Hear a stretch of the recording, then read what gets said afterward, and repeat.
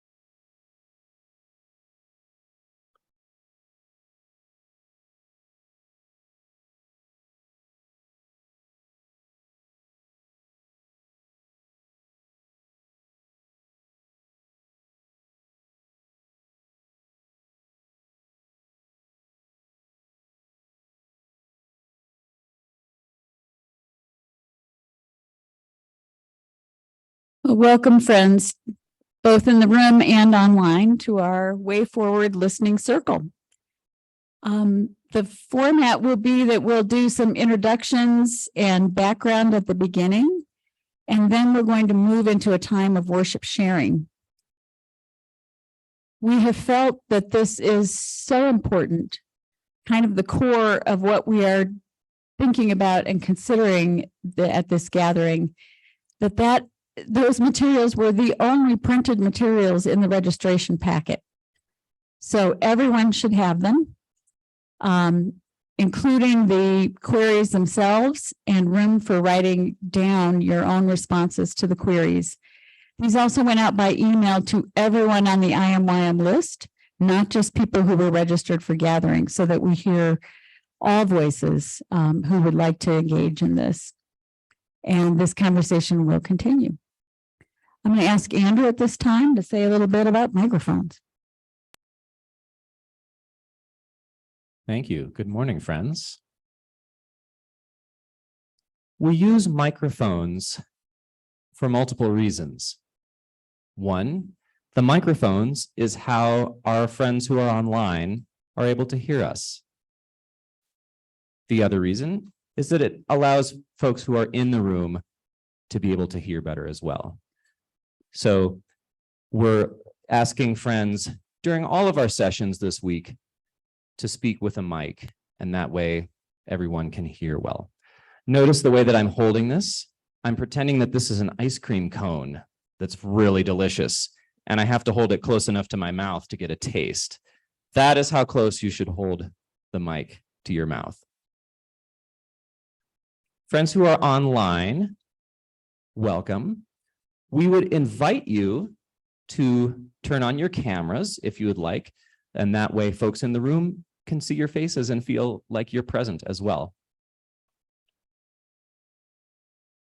I'm going to be running mics to friends who are led to speak during this session. I need one other volunteer to help be a mic runner for this session as well. The mic runners are deliberately going to move slowly in order to help the pacing of the meeting and make sure that we're not moving too quickly.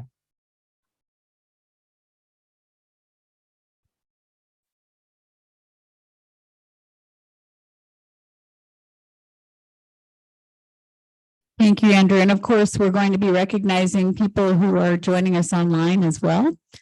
You will not be handed a mic. We are hoping you have your own. But we can see you. You're up on the big screen. You're part of our circle. So welcome. I would like at this time to introduce the members of the Way Forward Working Group, actually to have them introduce themselves. I thought that would be less awkward. So I'm going to ask, Andrew, if you could, sorry, I threw that in there. Maybe start, just your own introduction. Sarah Keeney, Albuquerque Meeting. John Heiler, Boulder Monthly Meeting. Charlene Weir, Salt Lake City monthly meeting. Jamie Newton, Gila Meeting. Pam Garcia, Flagstaff Friends Meeting. Thank you. And we're going to move into a time of them giving us a little bit of background about the process. And then I've switched a little bit the script. So then we're going to go into writing your responses, and then people online will be able to email in their responses. We hope to collect all of these so that we will have them in writing, and you can put your contact information, your name and contact information if you wish. Or you can remain anonymous, but they do want to see everyone's written responses to these queries. They're so important. So Sarah, I'm going to go ahead and let you start. Thank you, clerk. And, this group was also helped by Marcia Elliott, who's maybe on Zoom, but I don't see her. And so I'm going to go over the statement. We're going to share again the statement with you, asking your patience, but also asking you to listen for little improvements and changes that have been made in it. So IMYM is entering a year-long process of examination and potential redesign. This is our chance together to reflect and participate with other discernment.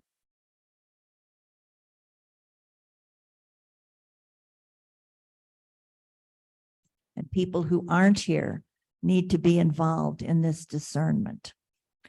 So the need, IMYM is in crisis, and crisis is also an opportunity to be creative. We're here because key IMYM positions are going unfilled. Some volunteers are having difficulties completing their assigned jobs, and they're sometimes frustrated to the point of resigning. Some youth feel undervalued or burdened, and our numbers are diminishing. The current structure feels overwhelming to those carrying out the work. Members of monthly meetings are often either completely unaware of IMYM or know very little about its purpose and structure. Regional meetings are small or non-existent. IMYM currently has 3 paid positions: technical support, administrative assistants, and children's program providers. The yearly meeting is faced with the need to revitalize or revise the IMYM structure into a form that meets the needs of the region and is within our capacities. The mission given by the Representatives Committee to the Way Forward Working Group, or the charge, is to help IMYM discover how to become the yearly meeting that we, our monthly meetings, and the world need. We have heard calls for a mission statement for IMYM to help friends unify around a shared understanding of the nature and purposes of IMYM. And that may be part of this committee's work as well.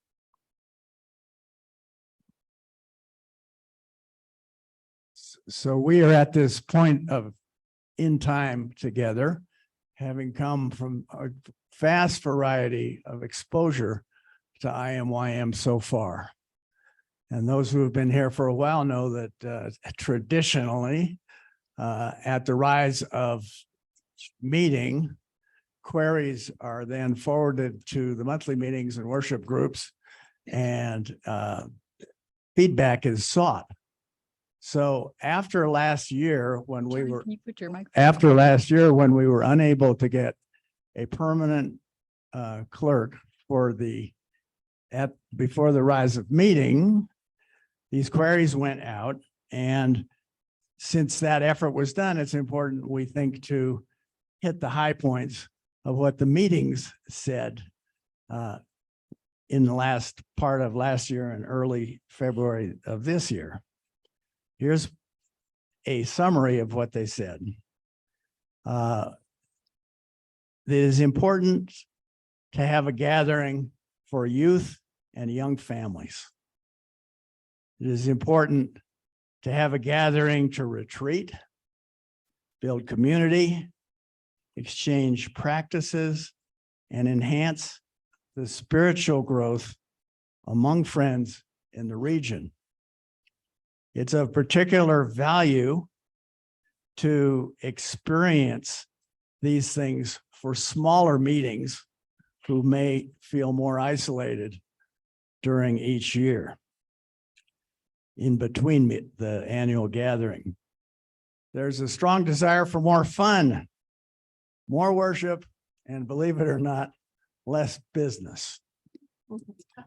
There's value of a larger group to issue minutes of conscience as approved in a business meeting. And there's value in key partnerships, particularly with Western Friend and with the Mountains Friend Camp. There's value, and we value the resources that IMYM could provide to monthly meetings, such as support with children's programming, regular sharing on peace and justice efforts. We can look around and see the impact of aging membership on our meetings and volunteerism and the general diminishment of energy among friends. There's also the phenomenon of way too many positions to be filled, such that, as has been articulated already, there is something of a crisis with positions being left open or left unfilled.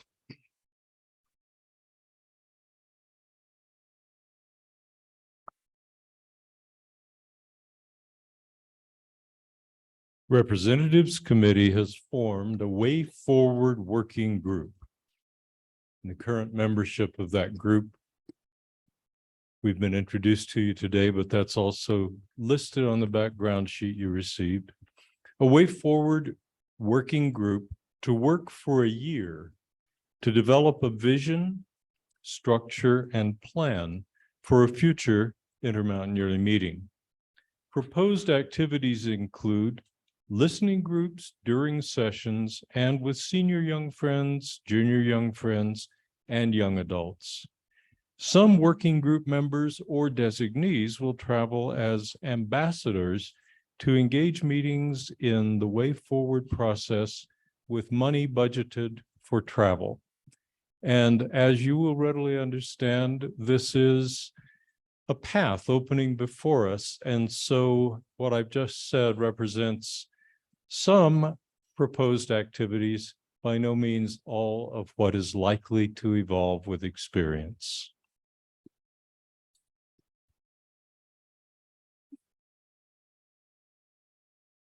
Timeline for the Way Forward process. Way Forward process. Thank you. Rise of IMYM sessions to 6/20/23 through 9/23. Prepare for visits by designated ambassadors, including scheduling, materials to be collected, and visit formats. Fall Representative Committee, propose report format and visiting structure, get feedback. 9/23 to 2/24, ambassadors visit monthly meetings and worship groups to gather input. April 24, report to Representatives Committee with suggestions for mission and specific recommendations for structure.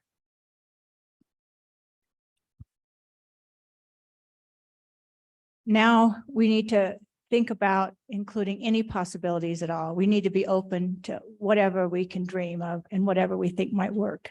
So some possible approaches are. Darlene, but can they're you not- speak up a little bit? It's not, I feel like I'm licking them. well, and also you're just Ice speak up. cream, ice Yeah. cream. I'm Ice cream. okay. Some possible approaches include, but are not limited to, one, simplified IMYM. Could we have less committees such as no peace and social justice or faith and practice revision committees? Two, we could become a fellowship only, build connections, exchange experiences with no business sessions. Three, modify business formats, conduct business by Zoom only and separately have separate meetings for fellowship. Number four, lay down IMYM entirely. Five, have a Jubilee year, no annual gathering. 2024. Number five, put our energy into planning a youth program only each year that would be of shorter duration. Number seven, continue as we are is not an option. So we have to be creative, think broadly, and do it in a spiritually led way.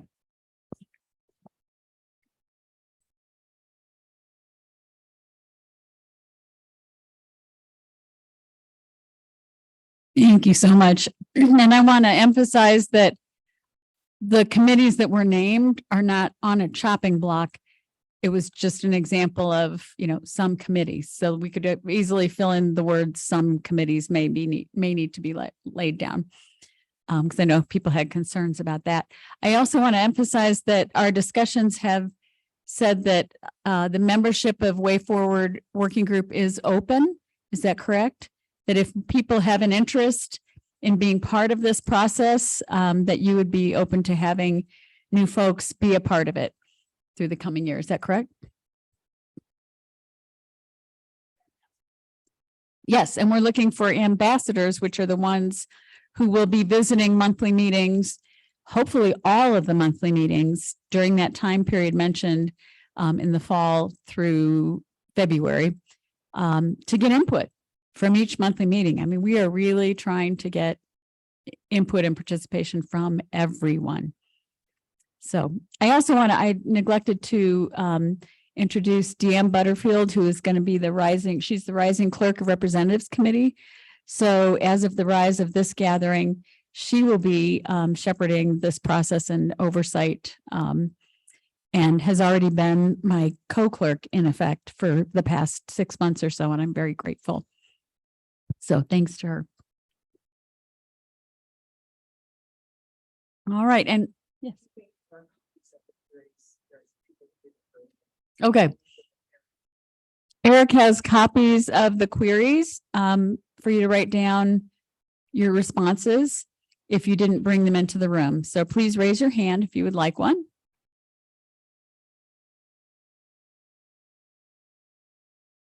Yes, Rosemary.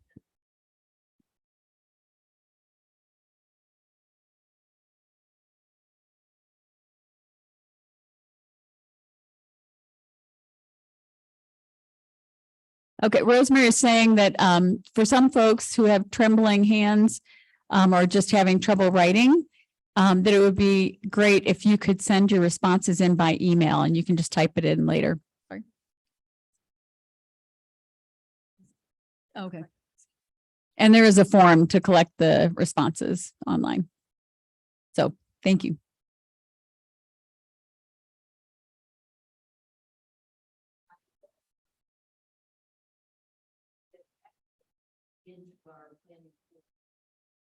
Yes, accessibility is a key concern that will be brought forward. Yes, thank you, Rosemary. And I'm also asked to remind folks that are online to raise your digital hand when you'd like to speak so that Erin will be monitoring the screen and we will be trying to alternate once we move into the worship sharing portion. So now, folks, if you feel like you are ready, go ahead and start writing your responses, both online and in person. Paula has a question. I'll go ahead and just say it.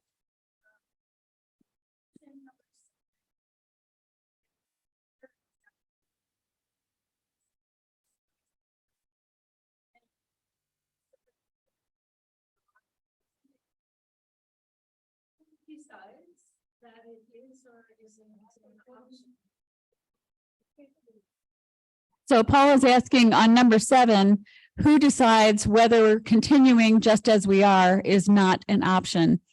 And if I can paraphrase what I've heard from the working group, or Sarah, do you want to answer that?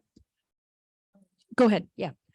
So this is not only from the working group, but from the people who are doing the work of IMYM right now, that it's just not working. We don't have enough volunteers. The finances are somewhat questionable. And so continuing as we are in that sense is not an option. Possibly if there was a huge wave of increased support, it might work. But that's why that is stated that way.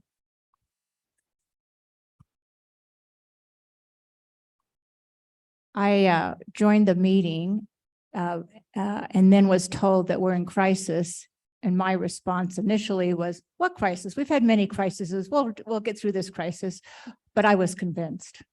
So I think when we start talking, we'll see that we are at a time of change. Friends, I think the most appropriate response to that question of who decides that we can't continue as we are is that we have all decided that collectively. We have nominating committees who have worked really valiantly, almost to the point of heartbreak in some cases, to fill positions that we have decided we really need in order to be a viable organization. And people who are asked for very good reasons have declined.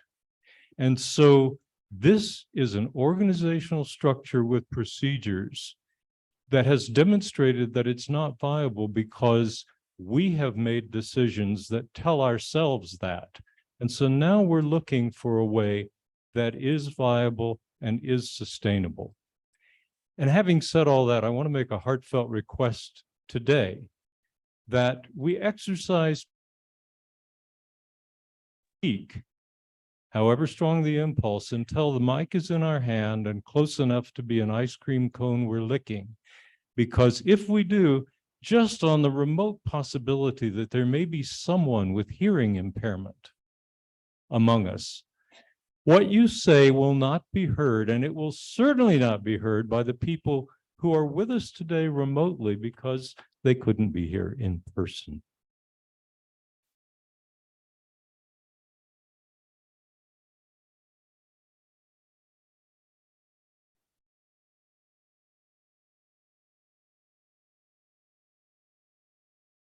I would like a clarification about question number 1.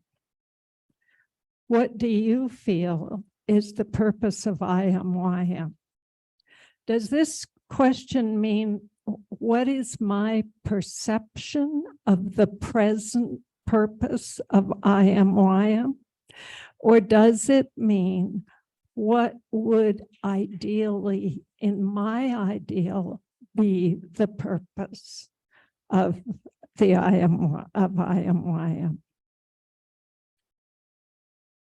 And does it refer to the entire yearly meeting, or does it refer to the annual gathering? I would say from our discussions that you can let that query speak to you in whatever interpretation you would like to make, and that will be clear in your answer, because we want this to be broad.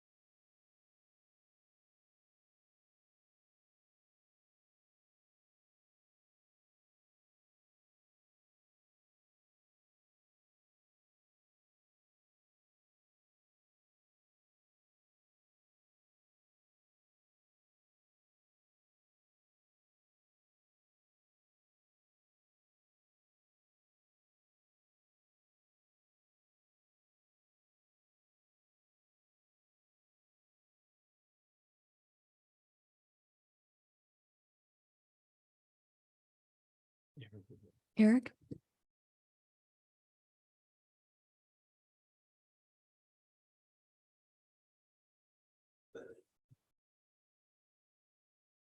I'm Jane from Silver City Gila Meeting.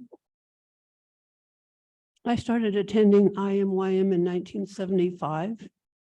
So I saw it from the beginning, and then I left for a number of years and came back recently. I think if Quakerism is going to not shrivel up and die, we must attract younger people and people of more diversity. I know that's easily said and not easily done, but we simply must attract younger people of all ages, from the children to 20s, 30s, 40s, and so forth. And then to do that, we need to be welcoming and appealing. We think we're welcoming, but I don't think we're very appealing, or we'd have more people here and more diversity. So there's something about the way we gather that does not invite everybody in, even if they attend once or twice. And so I think we need to think about how we gather, how we do things. I love some of the Quaker traditions. They're very special and meaningful. But we also need to be open. I think the way to do that is to ask people of each age group and each social, economic, ethnic background, what appeals to you? How do you want to meet? What do you want to do during the time? At the same time, I think we need to keep it as simple as possible and as least demanding as possible in order to get the volunteers. Look at us, we're a very aging group. Many of us cannot do the things we used to do easily. That's part of aging. So we need to do what we can, the best we can, and that's to keep it as simple as possible. So maybe each group, each age group or interest group meets mainly with one focus, and the rest, we do also need to keep some play time, some social time, some quiet time. So we can't have so much business that we are always in business, and that's the main focus.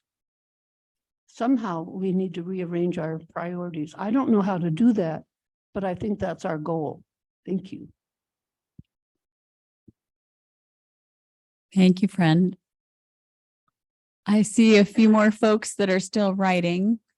But as we're finishing up the writing, let's go ahead and settle into deeper worship. And then I will invite anyone to speak out of the silence and to remind folks that if you feel moved to speak, because we are a large group with limited time, please consider, just as you do in a meeting for worship, whether your message is for the whole group or whether it's your own reflection, in which case I encourage you to write it down or record it in another way, or just mull it over in your own heart. Those won't be captured by the group, but the others will. So let's go ahead and settle into worship, and then anyone who feels moved can raise a hand, either digitally or in person, to get a microphone and we can speak. Thank you.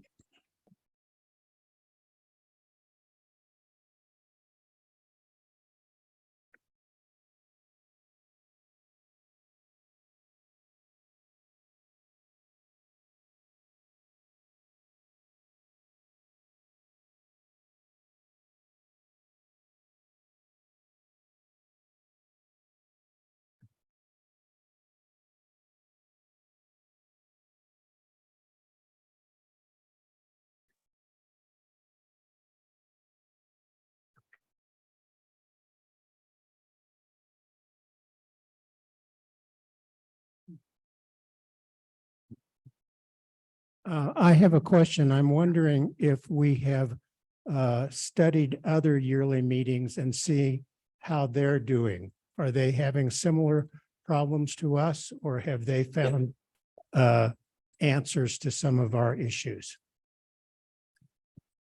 I would say that if there are questions, that they be directed to the Way Forward Working Group directly at another time or in your written responses, but that at this time we're focused on worship sharing for the queries. But I do think that's an important consideration. Thank you.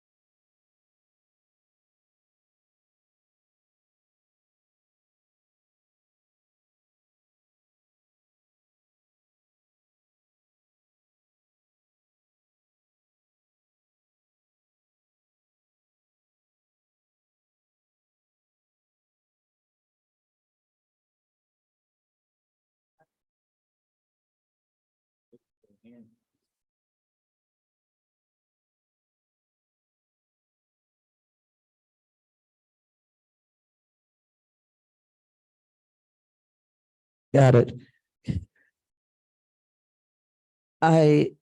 As I attempted even to one finger type on my phone, which I couldn't do well enough, I had a chance to center deeply into what I've been feeling over the last many months. And I don't know how, but I know why. We must find a way to go forward.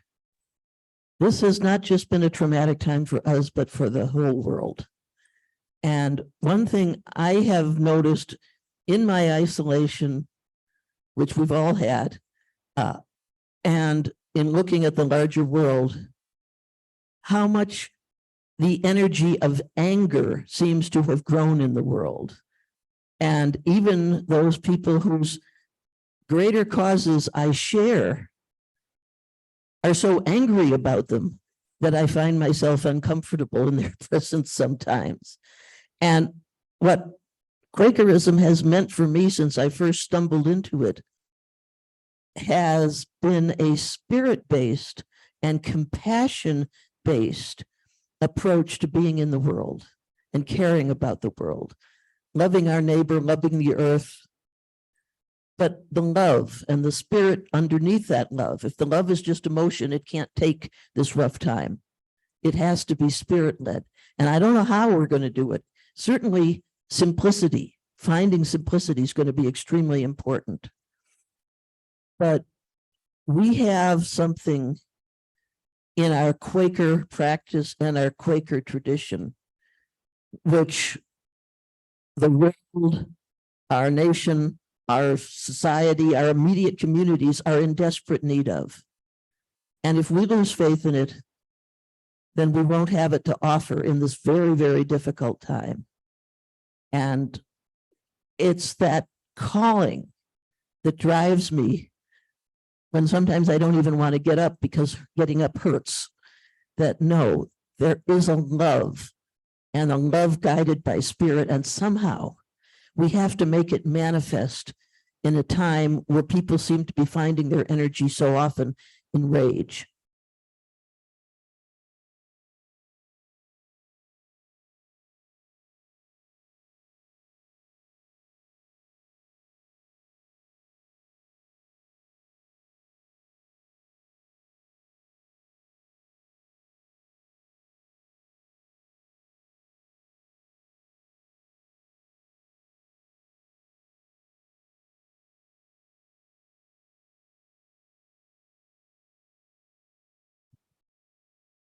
McCon Burt from Boulder. I'm going to share in answer to a question, even though that might be out of context, what I learned at Pendle Hill when I was there in the spring. There was a woman who did a survey about, and in back east, you have many more healthy, large meetings. She did a survey of all the most successful meetings. Most of them were standing room only meetings on Sundays.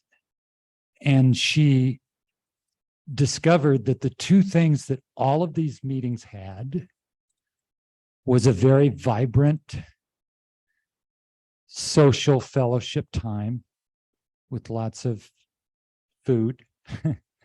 And the second thing was a very vibrant web presence, websites, and outreach.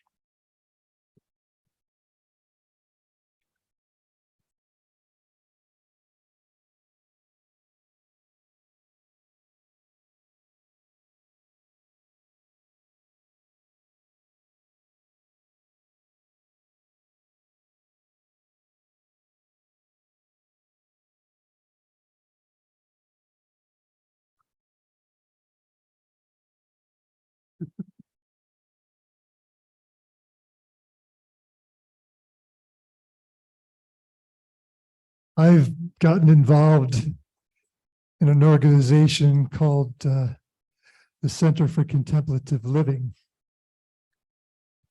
And they have, in Denver, they have something like 80 people involved, way more than our meeting right now.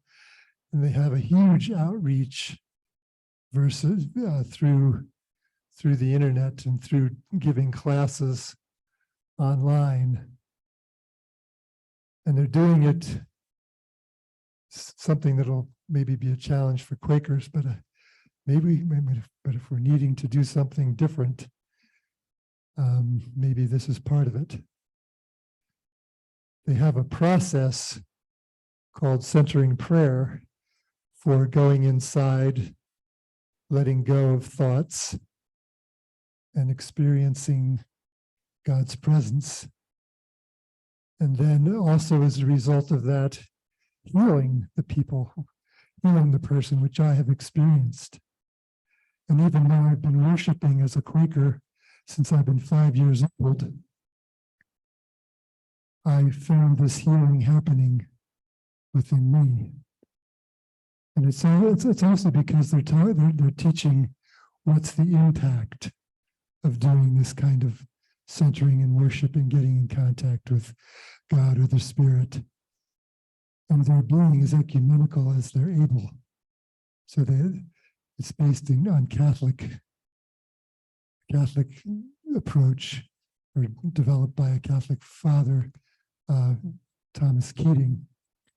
But his perspective is so ecumenical. He includes Buddhists and I'm not going to remember all the different kinds of groups that there are. And his spiritual approach is so similar to Quakers, except that it does include the Bible. And I feel like I've learned about my Quaker meditation and Quaker experience and other things about Quakers than I have through my own meeting. So, and they use videos, YouTube videos as the basis for the lectures. And then we have discussion groups following. So one of the things that I think we need, and I haven't explored to what extent we do, but we do have Quaker speak. But I possibly will need some things that are a little longer than that. If we could have that kind of teaching available to all our monthly meetings, and then we could have discussions, then we could have knowledge and experience of people around the country who haven't spoken on Quaker Speak, but could speak more in depth. And then so we could learn, and then we could discuss it in our meetings, bring people in. People seem to be looking for a method to do this kind of inner searching and inner experience and connecting with God more deeply. So maybe we can find a way to provide that. Friends, I'd like to say that I think I've failed in part of my duty in clerking this session. And that is that I want to say that this is at least a year-long process, the Way Forward Committee, and that the ambassador plan is to speak to everyone in every meeting to get suggestions and ideas and networking and guidance on how to go forward. And also that this is the Way Forward Committee, not the Way to Shut Down Committee. So don't worry. But I would like to keep us focused today. This was a very deliberate process that the Way Forward group came up with today, which is to focus in worship sharing, just as we do in our worship sharing groups, on the queries. And right now, speaking from your own experience, what do you feel is the purpose of IMYM, and is it currently fulfilling that purpose? And then what do you think a healthy, spirit-led, sustainable IMYM would be? So I'm sorry if I'm trying to be a taskmaster here, but I think that this really has been a deliberate process, and to start with these very basic purpose questions, and then over the coming year at least, and it will be longer, to focus on solutions and ideas. Thank you.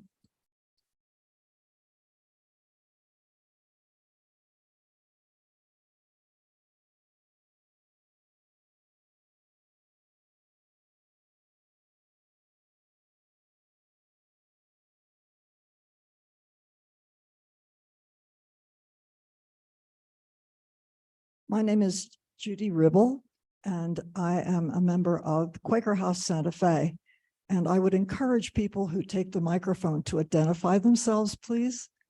And also a suggestion for next year would be to have first names writ large on the name tags, because we, at my age anyway, we forget people's names. I think that would be helpful. But what I'm standing to say is, I believe that I am part of a cohort that exists within this group that went to a number of organizational retreats in the 70s and 80s. And things like EST and LifeSpring and Pendle Hill. And we derived a great deal of pleasure as well as instruction about how to live, quote, the good life. Why can't we reevaluate if we are doing the same thing here? Because I did LifeSpring trainings for about 10 years, and my daughters, my kids, everybody did it. It has formed a framework of our lives that I think that this group would find quite attractive. And let's face it, we have to attract people. We have to attract people. We have a message that is hundreds of years old. When my son, who's now 60, took his two sons to the top of Pendle Hill and took a photograph of the three of them in front of the monument, it just made my heart sing. And this is the kind of enthusiasm that we need to generate in his generation and in his son's generation.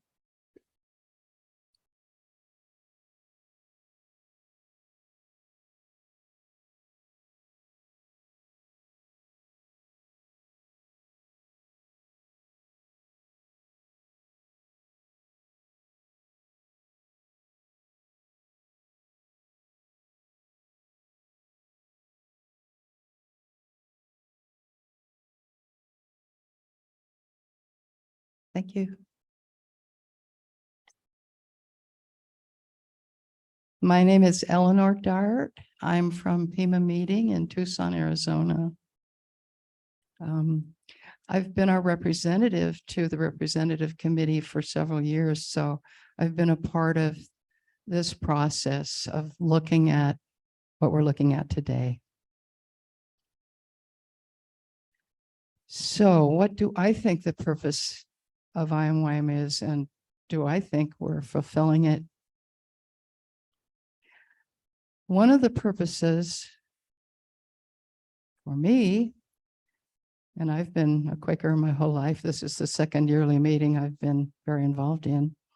One of the purposes is to experience deep corporate worship in a wider community.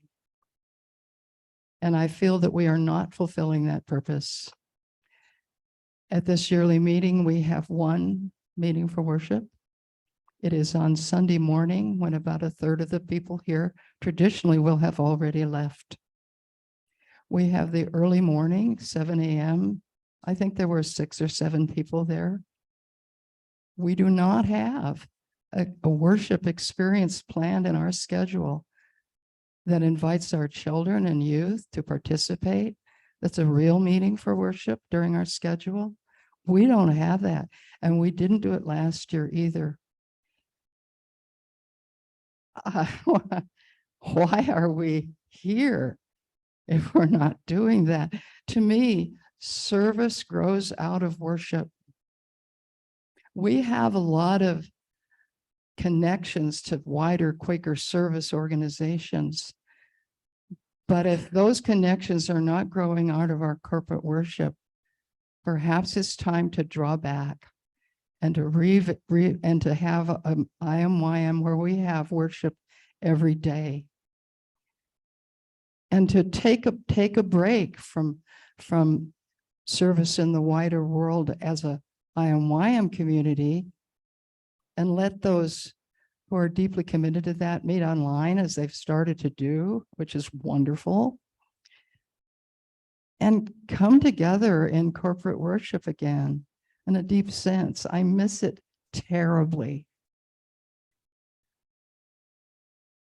Secondly, I think that our purpose is fellowship. Even though I knew there wasn't going to be the kind of worship I treasure, I came here, well, for a lot of reasons, but I keep coming because of the people I love that I've been seeing here since 1990, whose faces I adore. It's like this incredible reunion of fellowship for me. I see everybody's faces and I just want to weep for joy. So fellowship to me is key. And if we did nothing else but meet as an annual gathering with worship and fellowship, and I'm going to say what the third thing is in a minute, that would meet my idea of the purpose of the yearly meeting. The third thing is a youth program that's vital and alive. We took a huge hit during the pandemic. We took a huge hit because of electronics and the prevalence of all the ways that kids connect, not in person, but on screens. But this year, we have a few more children, a few more wonderful junior high kids with their pink and orange and green hair. We have 2 more senior young friends than we did last year. We have like the seed of the beginning, again, of building a viable youth community. And if we don't raise a new generation of Quakers in the Southwest, we really will die out. So that's what I need to see. And I think the worship part we are not fulfilling right now. I think the fellowship is here. And I heard from someone today in my worship sharing group, this is her worship experience. She doesn't live anywhere near a monthly meeting. This and her whole family, children, grandchildren, this has been their meeting for years. So the fellowship we still have, the youth program we lost and we can recreate it.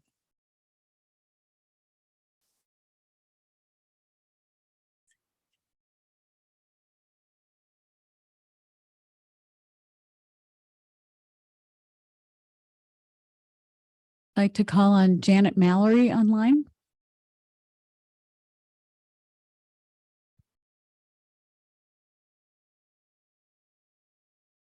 Thank you. The whole idea of the Intermountain Yearly Meeting is for a broader access to Quaker connections to me, and I think it is for most of us. I just don't think that those connections necessarily need to be structured the way we've always visioned them. I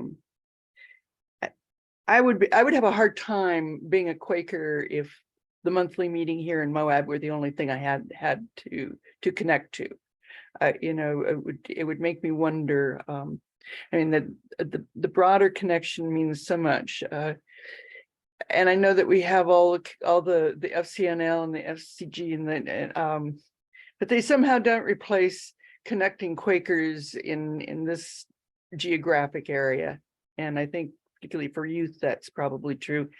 But the other thing I also wanted to say is the entire structure of stepping this through queries one at a time and limiting everything to queries really is in a way detrimental to brainstorming, and maybe is pointing us towards solutions that aren't the broad end that we want. Thank you.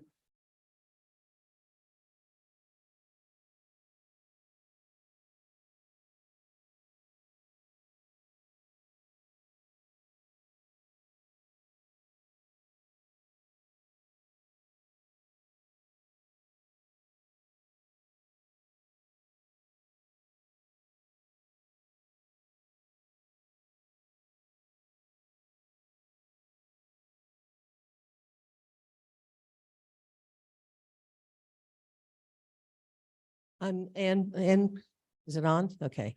Ann Beauchamp from Quaker House Santa Fe meeting, and we're very well represented here at the gathering this year. And the thought that keeps occurring to me is we need each other. Our meetings need each other. Our regional meetings are, and for me, for many years, the Friends General Conference was my meeting back when I was a young adult friend, before all this white hair showed up. And what I really feel is that as much as I value the beauty and worship that we experience at Quaker House, I also know that I need to know what Canadian friends are experiencing, what Baltimore Yearly Meeting friends are experiencing, what solutions and queries and concerns that are being shared throughout all of our meetings. And for that, I see a purpose in IMYM in keeping our individual worship groups and meetings connected, and through IMYM and its affiliation with FCNL and FGC and the whole Quaker alphabet, that it connects us to the Quaker Speaks program and Western Friend and Friends Journal, and really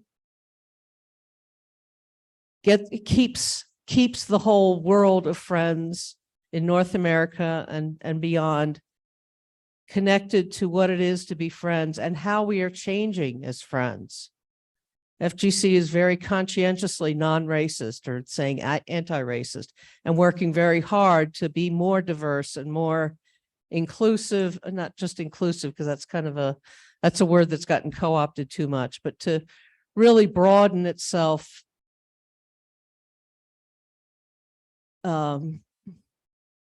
in the various identities of its constituent members. And that is also who we are. We're in an extremely rich and diverse and beautiful part of the world in the Southwest. And I want us to be something that the power of the spirit within us can draw others to us and that we can learn from that. Our own, again, going back to my home meeting right now, we have friends who have been among friends for many, many years.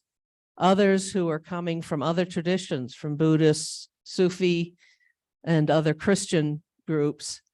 And I want to see friends grow from that. And I want to see the world grow in love from that instead of from anger. What the friend said earlier really spoke to me on that. So thank you.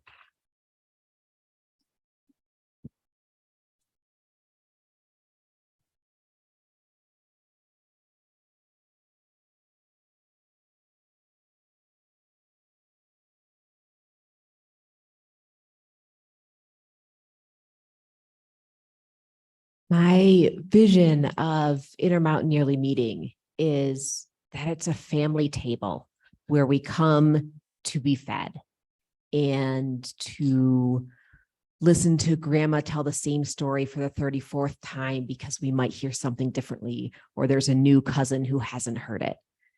For our kids to experience the patient of the fun aunt when the parents are frustrated with potty jokes at the table for another time.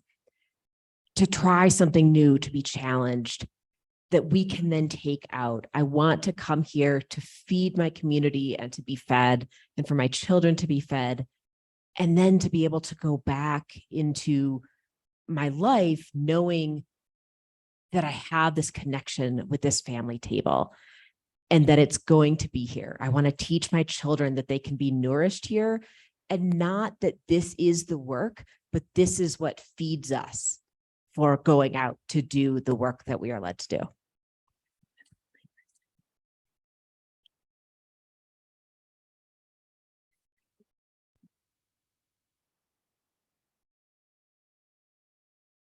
We have a friend online, Greg Schubert, with his hand raised. I don't have answers. I've got a lot of questions. I wonder if it's better to attract lots of people to Quakerism and IMYM, but that runs the risk, I think, of losing our way amid increased adopting outside worldly values and perspectives. Or is it better to deepen our values and strengths in order to preserve them in a world going crazy? But that runs the risks of seeming insularity or insignificance. I think one of the resources that I've ignored, and maybe others have ignored, that we come back to is our Quaker history in the background of a larger Christian history. Quakerism developed during a horrific period of civil war in England. Christianity developed during terrible imperialism and oppression in the Roman Empire.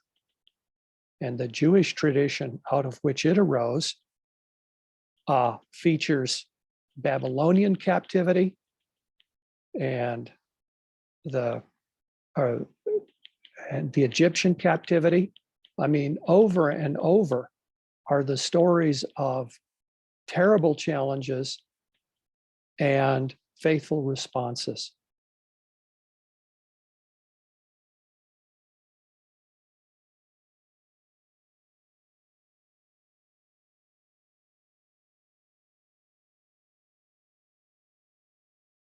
Clerk, please.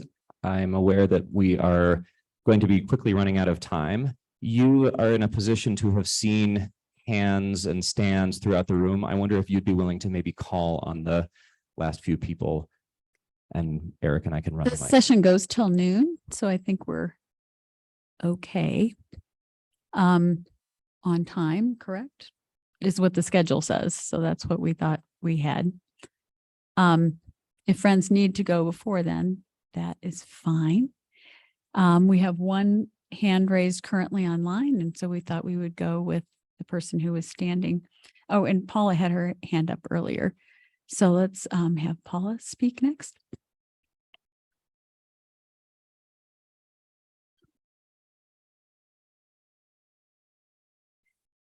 a couple weeks ago, I was invited to be part of a small group. I think there were maybe 8 of us who were sort of a sounding group for the rising clerks of the FGC gathering for next year.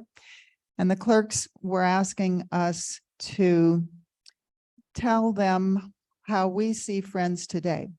What is the state of Friends today? And we were from all different parts of the country in order to help them come up with a theme for next year's FGC gathering.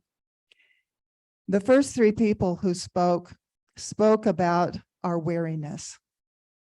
And we're hearing and seeing and experiencing weariness in IMYM, and that is being felt in many parts of the larger Quaker world.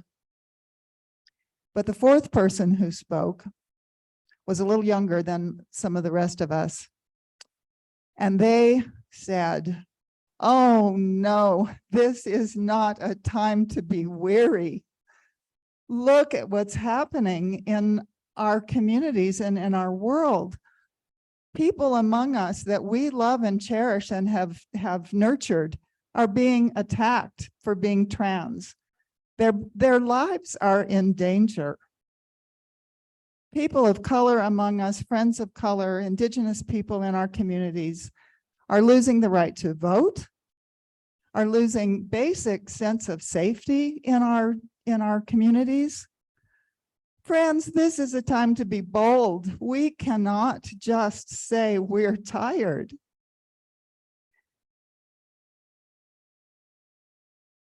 I don't know what the clerks of next year's gathering will make of the different voices that they heard in that conversation.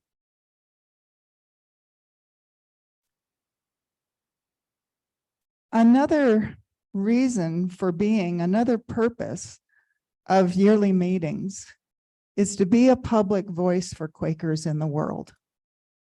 We have no other mechanism for speaking as friends, as a body. As most of you know, I'm involved in work related to the research that's being done by the federal government and the churches who collectively operated Indigenous boarding schools for about 150 years. The federal government now is really stepping up in this process of looking at that history and its ongoing impacts. And they have asked the churches, all of the churches that were involved in that missionizing and forced assimilation process, to report to the federal government what our experience during that period of time was and what we know about the ongoing consequences. How do Quakers do that? How do we respond to a call by the federal government to speak as Quakers?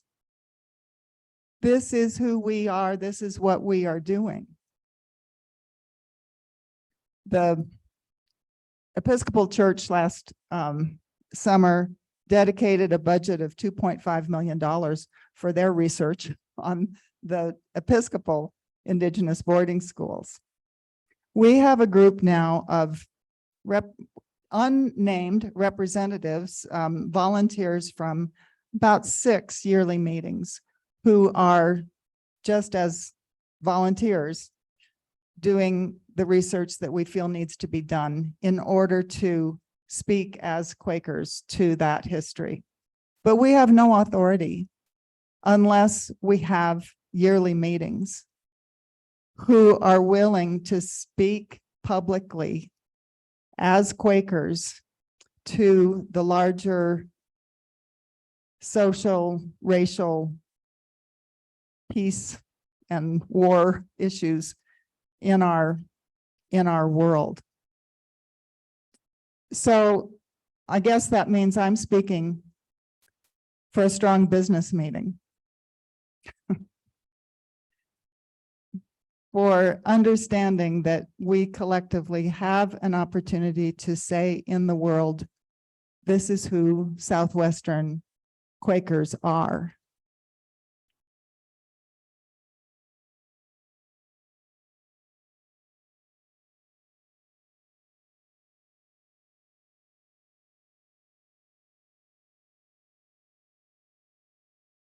We have a hand raised online. Hans, would you like to speak?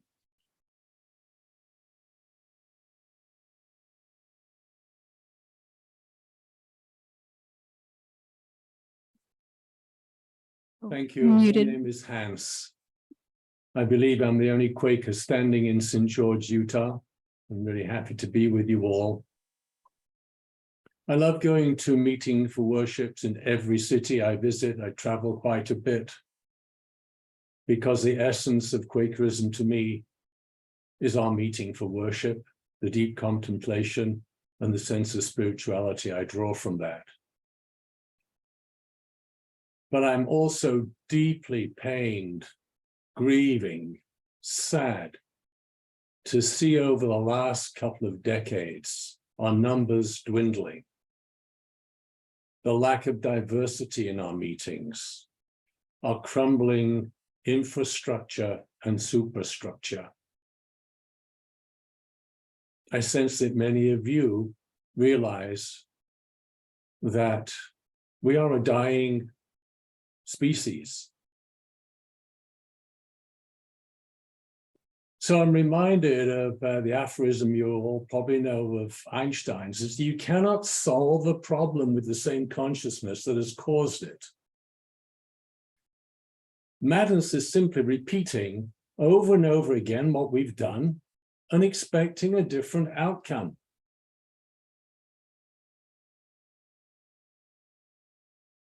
Our founders, like George Fox, were transformational. They saw the incremental change from the Catholic Church to the Anglican Church as a meaningless change. I look around the room. Most of us are from the generation of singing "We Shall Overcome" and "Kumbaya," hoping for a better future. Well, 50 years later, really?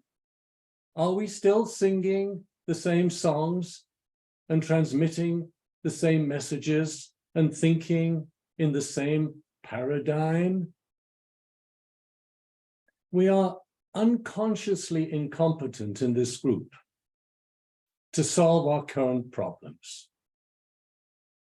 Someone earlier on said, what is it that the larger meetings are doing in the big cities?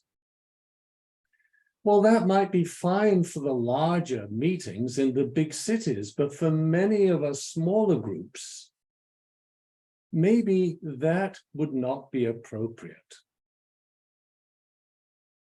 We look at there's so many competitive groups, the Noetic Sciences, the Templeton Society, all these other organizations that share the same kind of social concerns and space with us. But do we reach out to them?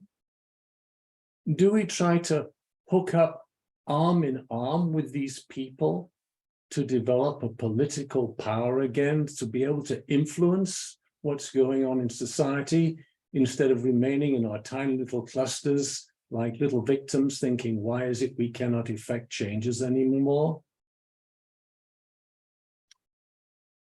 I hope this sounds critical. I hope this sounds heretical, because that's what happened to our founders, remember. They were hounded out of town, persecuted, because what they were preaching, what they were suggesting was unbelievable. So I just call us all to order, to stop thinking as we did in the 20th century. That era is over. We have to get out there, not stay in here.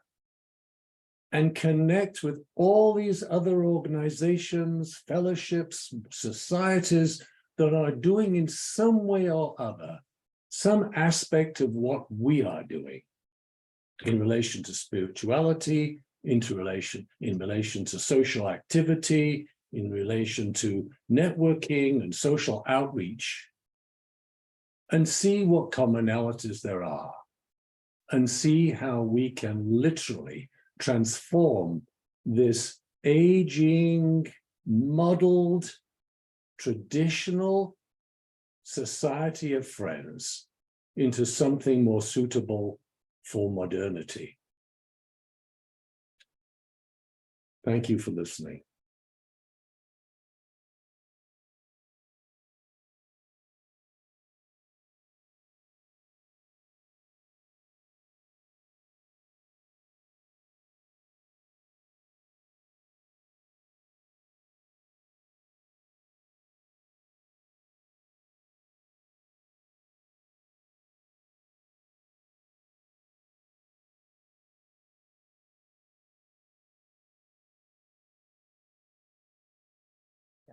My name is Norma Cady. I'm a member of West Branch, Iowa monthly meeting, but that's been years ago. And was an attender at Durango monthly meeting, but now I'm meetingless in certain ways.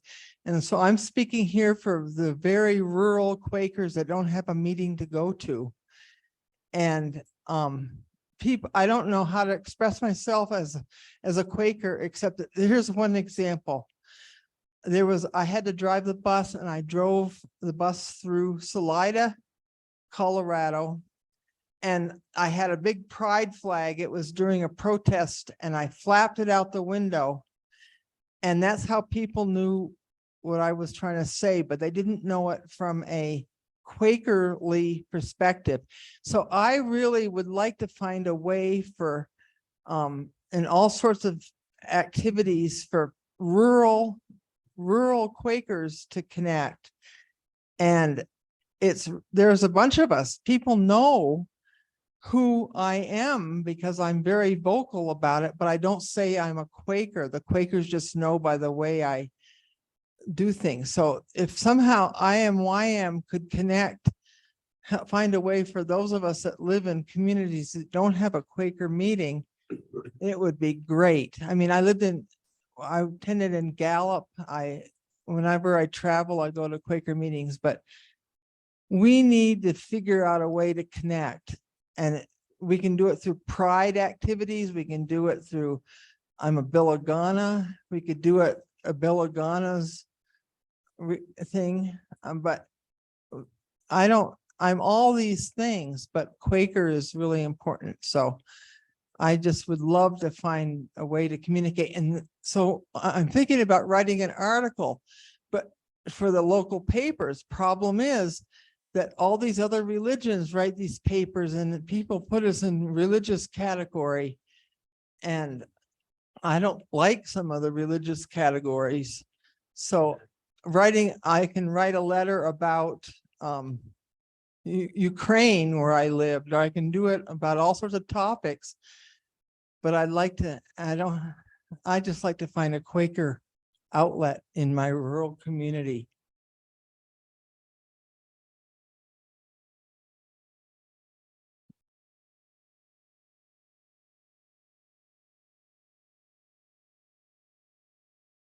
I think Deb was, you were standing earlier. Yes, go ahead.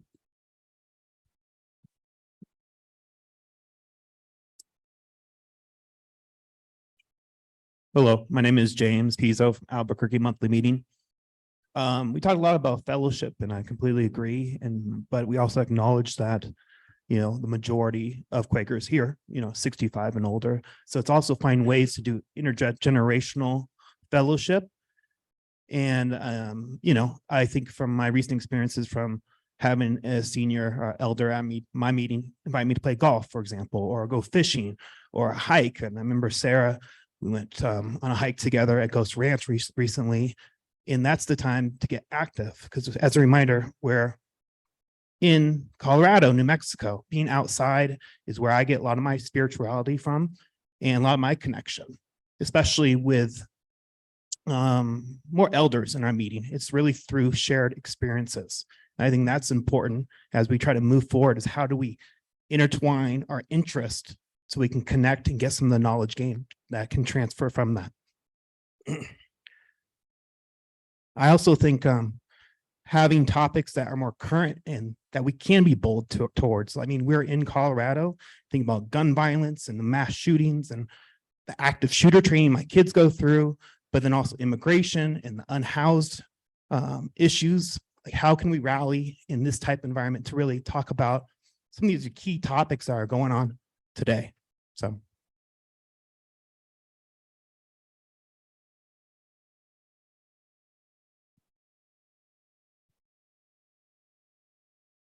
Deb in the back has had her hand up.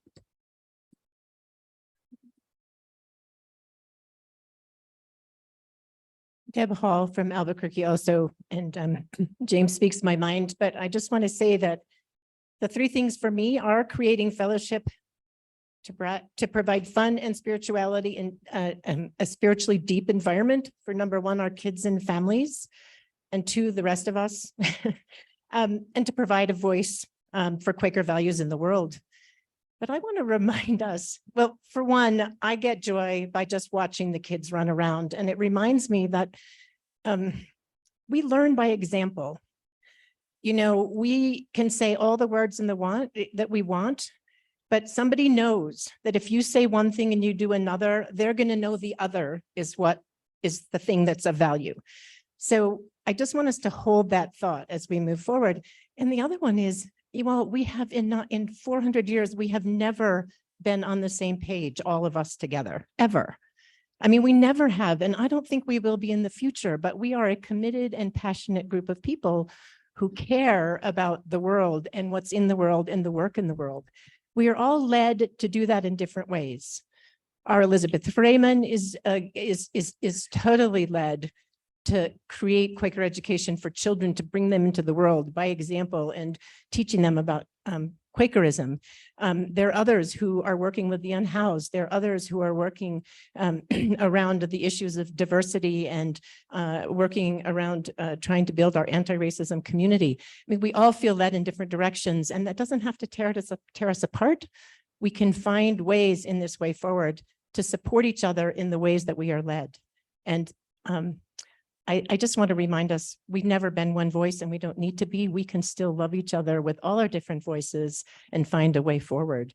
So, and for me, all I have to do is go spend a couple of hours with the kids and I get right back there. So I hope that each of us finds our way to do that and to make our hearts sing in the way forward. Thanks.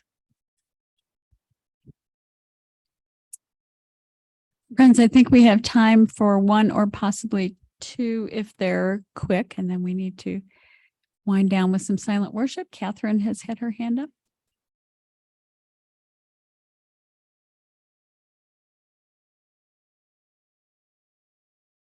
My perception and what I was told when I started attending IMYM's annual gathering is that the central focus is fellowship. I wish it would center spiritual nurture grounded in corporate worship. I believe that vibrant worship and spiritual nurture is the unique possibility that Friends have to offer. And I almost didn't come this year because, once again, it would not be grounded in corporate worship. And I was feeling like a cranky old person until I talked to a friend with a deep and active spiritual life who's in her 40s. I don't think I raised the subject, and she described a conversation she'd had with an equally deep and active person in their 30s, and they were bemoaning the lack of spiritual nurture in the annual session, and neither of them is here today. We talk about the children's program, but we're missing this group of people.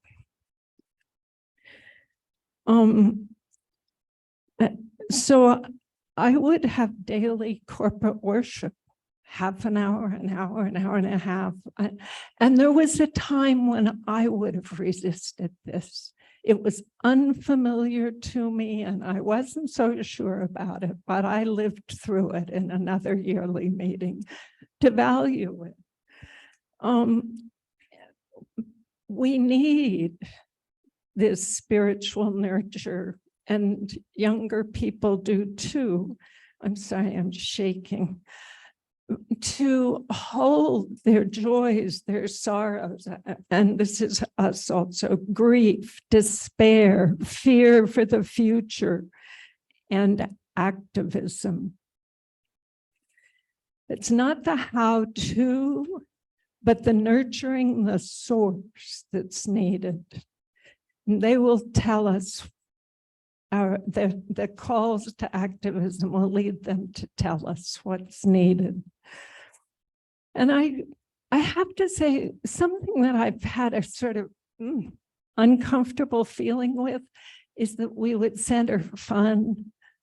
And again, I felt like a cranky old lady when I thought that, but what came to me as I wrote that, well, for one thing, we can't compete. Some of the best minds and most money in America is working on generating fun. But joy is a fruit of the spirit. And I do see that when we gather, and yeah, so thank you. I would like to hear from Lydia. Would you still like to speak?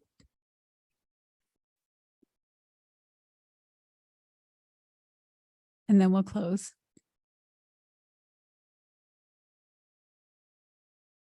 I'm 28 years old. I'm from Boulder Meeting. My name's Lydia. I don't take vacations. I don't have a retirement savings. This is about as close as I get to taking a vacation. And I spend, I spend as much as I can doing it. I'm so grateful for Pay as Led for existing.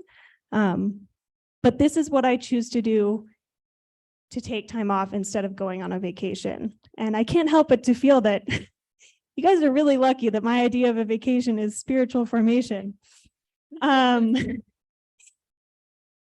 And I think that that's hard for a lot of people to set aside the time to do, to come and be with other people, to experience some growth internally, to experience fellowship with other Quakers. And it's really hard for me to continue explaining to my friends and family who all they see is stress and dread and anxiety why I want to keep being a Quaker, because I do feel the constant burden and stress of all of the things I have signed up to do or will need to do, and knowing that when the future is coming, there won't be any peers of mine to do those things. And I just would love to see things simplify in a way where it feels like that future actually does exist. And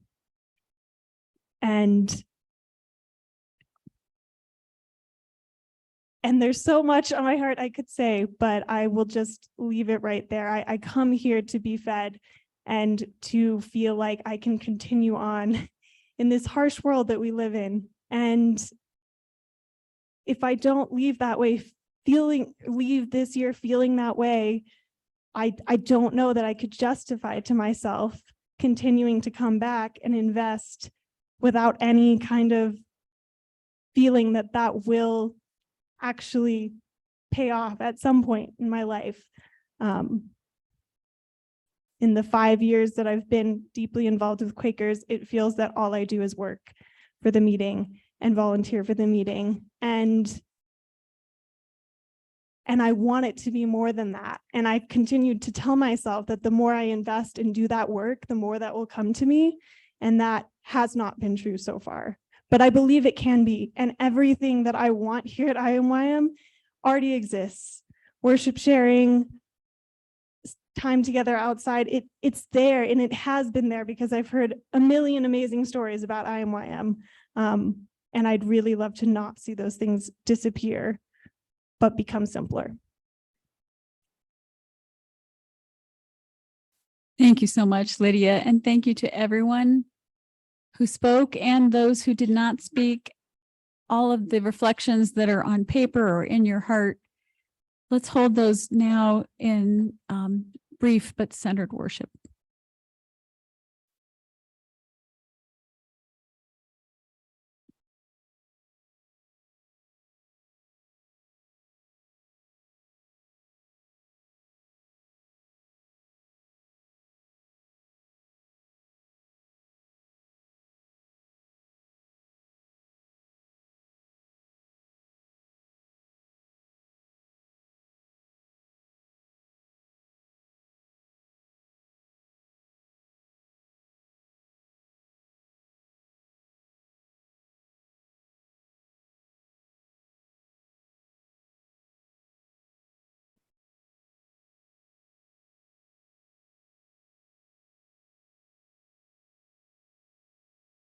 Thank you, friends.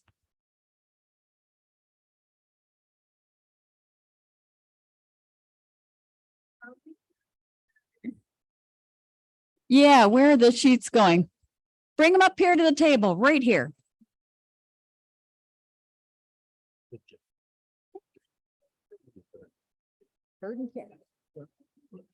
You stay out of the way.